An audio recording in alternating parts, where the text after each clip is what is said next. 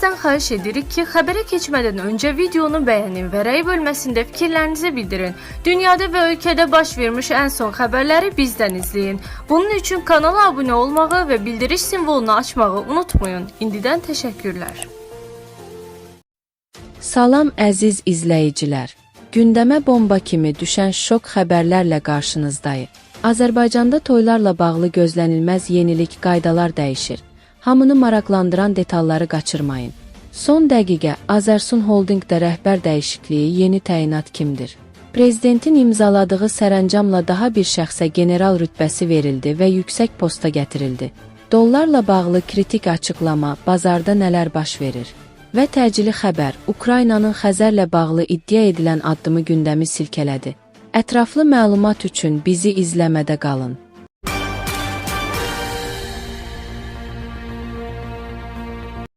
Azərbaycanda toylarla bağlı bir sıra adət-ənənələr zaman-zaman populyar olur, sonra dəbdən düşür, yeniləri yerini tutur. Kimin münasibətinin necə olmasından asılı olmayaraq, bütün bunlar əlavə vəsait, xərc deməkdir. Ona görə də bir çox ənənələr bəzən də israfçılıq kimi qiymətləndirilir, tənqid olunur. İndi isə toylarda yeni bir xidmət, bəyin dostları xidməti təklif olunur. Bu qeyri-adi ideya həm maraq, həm də müzakirə doğurub. Bu xidmətin ideya müəllifi ilə söhbətimizdə bu fərqli təşəbbüsün necə yarandığını, məqsədini və insanların reaksiyasını öyrənməyə çalışdıq. Nocoment az xəbər verir ki, məsələ ilə bağlı danışan Tərahim Dadaşov, bəyin dostları xidməti toy məclisində bəyə xüsusi dəstək göstərmək, məclisə əlavə ab-hava qatmaq məqsədi daşıdığını bildirib. Bu xidmət çərçivəsində bəyin ətrafında olan şəxslər onunla birlikdə toyda aktiv iştirak edir, rəqsə dəvət edir.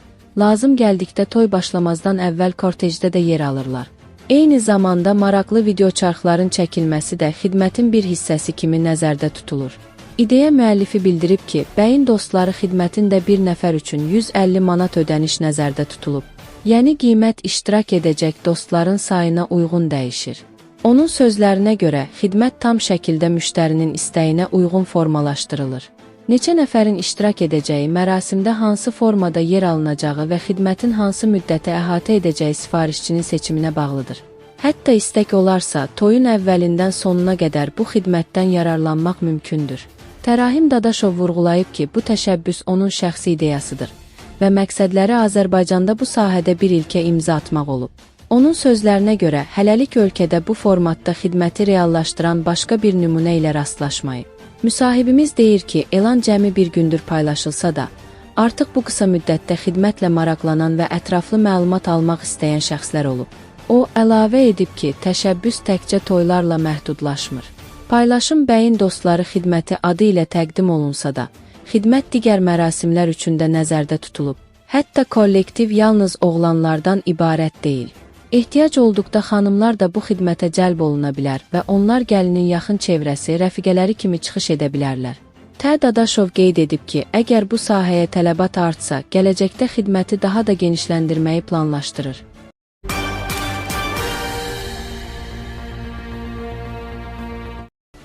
Azərbaycanın aparıcı sənaye qruplarından olan Azərsun Holdingin idarə etməsində strateji dəyişiklik həyata keçirilib. Nocoment az xəbər verir ki, şirkətlər qrupunun müşahidə şurasının sədri vəzifəsinə Tahir Gözəl təyin edilib. Bildirilib ki, bu dəyişiklik ailə biznesinin növbəti nəsli etibarını və holdingin müasir, innovativ idarəçilik modelinə keçidini simvolizə edir. Tahir Gözəl Sheffield Universitetinin Menecment Fakültəsinin və Fransa Subdejo Universitetinin məzunudur.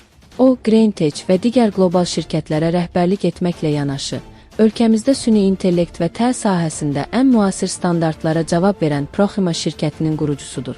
Yeni sədr Azərsun Holdingin ixrac coğrafiyasını hazırki 40 ölkədən 60-a çatdırmağı, istehsalatda A əsaslı optimallaşdırmanı tətbiq etməyi və Made in Azərbaycan brendini dünyaya tanıtmağı hədəfləyir. O, həmçinin Qarabağ Futbol Klubunun rəhbəri, 6 xarici dildə sərbəst danışan iş adamıdır, ailəlidir, 3 övladı var. Xatırladaq ki, bundan əvvəl Azərsun Holdingin müşahidə şurasının sədri vəzifəsi Ahmad Qozala həvalə edilmişdi.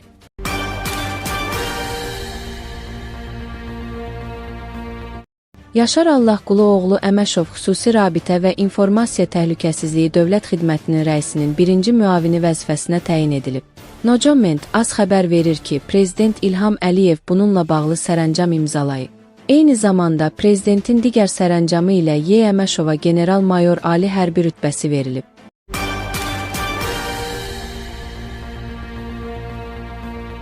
Qlobal miqyasda artan geosiyasi gərginliklər maliyyə bazarlarında dalğalanmanı gücləndirib və investor davranışlarına birbaşa təsir göstərməkdədir.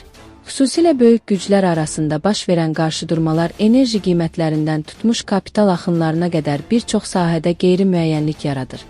Bu proseslər fonunda inkişaf etməkdə olan ölkələrin milli valyutaları da təzyiq altında qala bilər. Azərbaycan iqtisadiyyatı üçün də belə risklərin mümkün təsirləri aktuallığını qoruyur. Nocoment az xəbər verir ki, bu barədə iqtisadçı ekspert Azər Bayramlı bildirib ki, qlobal geosiyasi gərginliklər həqiqətən də bir çox ölkələrin milli valyutalarına təzyiq yaradır. Amma manatın vəziyyəti bir qədər fərqlidir. Azərbaycan üzən məzənnəyə tam keçməyib və manat əsasən Azərbaycan Mərkəzi Bankı tərəfindən idarə olunan rejimdə saxlanılır. Bu o deməkdir ki, məzənnə bazarın sərbəst dalğalanmasından çox dövlətin valyuta ehtiyatları və siyasəti ilə qorunur. Hazırda əsas amil neft və qaz gəlirləridir. Əgər enerji qiymətləri yüksək qalarsa və xüsusilə neft bahalaşarsa, ölkəyə daxil olan valyuta axını artır və bu manatı sabit saxlayan əsas faktorlardan biridir. Bu baxımdan qlobal risklərin artması paradoksal olaraq Azərbaycan üçün müəyyən dərəcədə qoruyucu effekt də yarada bilər. Amma risk ssenariləri də var. Əgər qlobal böhran dərinləşərsə, kapital axınları zəifləyər, ticarət tərəfdaşlarında iqtisadi durğunluq yaranar və ya enerji qiymətləri sonradan kəskin düşərsə, manat üzərində təzyiq arta bilər. Belə hallarda ya valyuta ehtiyatları hesabına məzənnə qorunur, ya da tədrici devalvasiya baş verə bilər. O deyib ki, qısa və orta müddətdə ən real ssenari manatın sabit saxlanılmasıdır. Çünki dövlətin kifayət qədər valyuta ehtiyatları var və məzənnənin kəskin dəyişməsi iqtisadi və sosial baxımdan arzu olunan deyil. Kəskin devalvasiya yalnız çox ciddi və uzunmüddətli xarici şoklar halında mümkün görünür. Hazırki şəraitdə manat üçün əsas risk birbaşa geosiyasətdən çox, bu gərginliyin enerji qiymətlərinə və ixrac gəlirlərinə necə təsir etməsindən asılıdır.